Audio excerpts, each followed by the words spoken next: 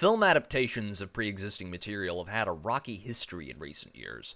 Sure, we have had some exceptional ones like the Peter Jackson Lord of the Rings trilogy. We've had some okay ones like the Denis Villeneuve Dune movie. And of course, we have had some absolutely abysmal ones like Amazon's Rings of Power, or Netflix's The Witcher, or Wheel of Time. Anyway, in this video, I will be going into the reasons why some are beloved classics, held as paragons of film, while others are doomed to be only remembered as object lessons in corporate greed and creative hubris. Respecting the fan base and source material is something that I have always admired about the Lord of the Rings films.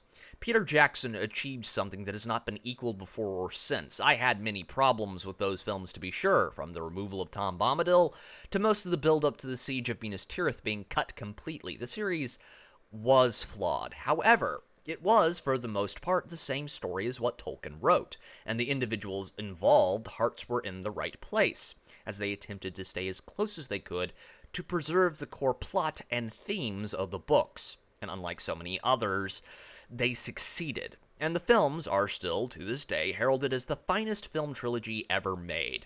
A key difference between these films and later pale imitations was that the creatives involved respected both the fans and the source material, and they reacted to the backlash to certain creative decisions in a calm and reasonable manner. No one got called racist or sexist. Instead, they soothed the fans as best they could by taking the high road, and this paid dividends by simply staying relatively close to the source material and not reacting like a 2-year-old when they got called out for deviation. The films blew out the box office like the brains of a Clinton witness. The list of film and TV adaptations that do the exact opposite is as long as the list of third world diseases cropping up in blue cities, from The Wheel of Time to The Witcher, and of course, The Rings of Power.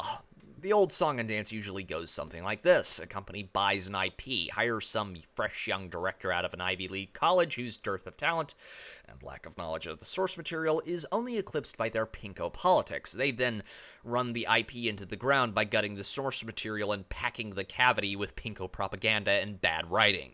Due to the lack of commercial appeal, the film bombs, so they then call the fans, who might have floated this garbage fire, whatever ism or phobe is popular that day. The fans then proceed to flip them the bird and abandon them. Because of the backlash and the reaction, the project shutters sooner or later. And here lies the root of the problem. These studios have no interest in creating a new IP, but they must make something, so they dig up the corpses of their former successes, or the successes of others, and slap them on the old rotisserie of remakes and reboots. But they don't seem to realize that the problem with that is that you can only cook something so long before all that you are left with is a carbonized black mass that no one wants.